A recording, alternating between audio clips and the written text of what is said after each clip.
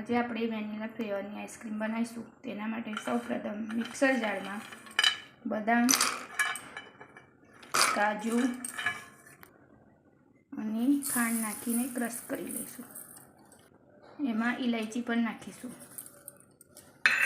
જો હવે આપણે બદામ કાજુનો પાવડર તૈયાર થઈ ગયો છે। હવે તેને થોડો વાડકીમાં કાઢી લીધો છે, જેટલો ઉપયોગમાં લઈશું એટલો। ગેસ ઉપર આપણે એક કઢાઈ મૂકી દીધી છે, એમાં 1 લીટર જેટલું દૂધ રેડીશું।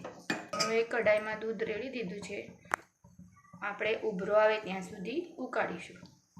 હવે થોડું ઠંડુ દૂધ આપણે અલગથી કાઢી લીધું હતું, એમાં આપણે કસ્ટર્ડ પાવડર અને મિલ્ક પાવડર બંને ઉમેરીને હલાવી દઈશું।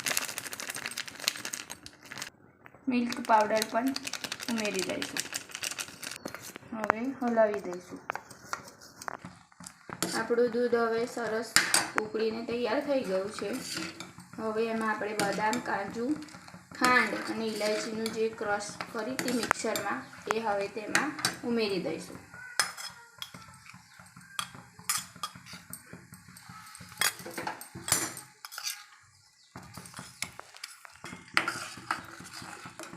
જો હવે તે બરાબર આપણે મિક્સ કરી લઈશું।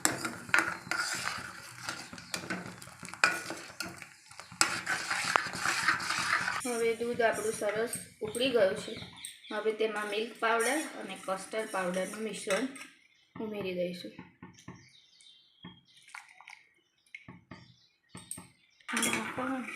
હવે તેને મિક્સ કરીને બરાબર હલાવી લઈશું।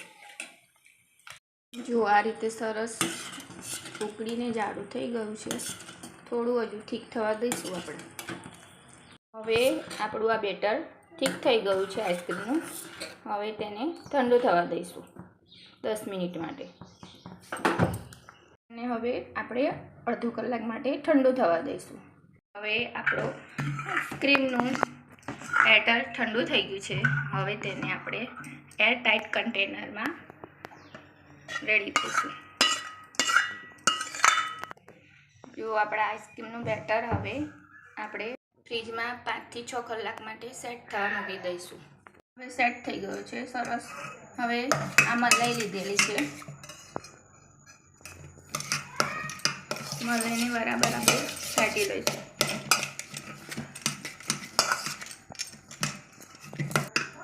આ આપણે દૂધની ફ્રેશ ક્રીમ લીધી છે, પેલી બજારની નથી લીધી, બરાબર।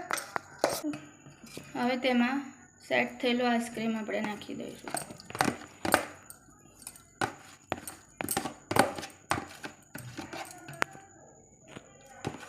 કરી દઈશું। જો હવે સરસ મિક્સ થઈ ગયું છે। હવે પાછું આપણે એર કન્ટેનરમાં રેડી દઈશું। એર કન્ટેનરમાં સેટ કરી દીધું છે। હવે તેના ગાર્નિશિંગ માટે થોડી બદામ ને કાજુની કતરણ નાખીશું। બહુ સારો નહીં લાગતો। હવે આઈસ્ક્રીમને આપણે એર કન્ટેનરમાં સેટ કરી દીધો છે, અને હવે તેમાં બદામ અને કાજુની કતરણ ઉપરથી ગાર્નિશ કરી દઈશું। હવે તેને બંધ કરીને ફ્રીજમાં 6 કલાક સુધી સેટ કરી દઈશું। જો આપણો ક્રીમી આઈસ્ક્રીમ બનીને તૈયાર થઈ ગયું છે। હવે તેને આપણે સર્વ કરીશું। જો આ વિડીયો ગમ્યો હોય તો લાઈક, શેર અને સબસ્ક્રાઈબ કરવાનું ભૂલશો નહીં। જય માતાજી।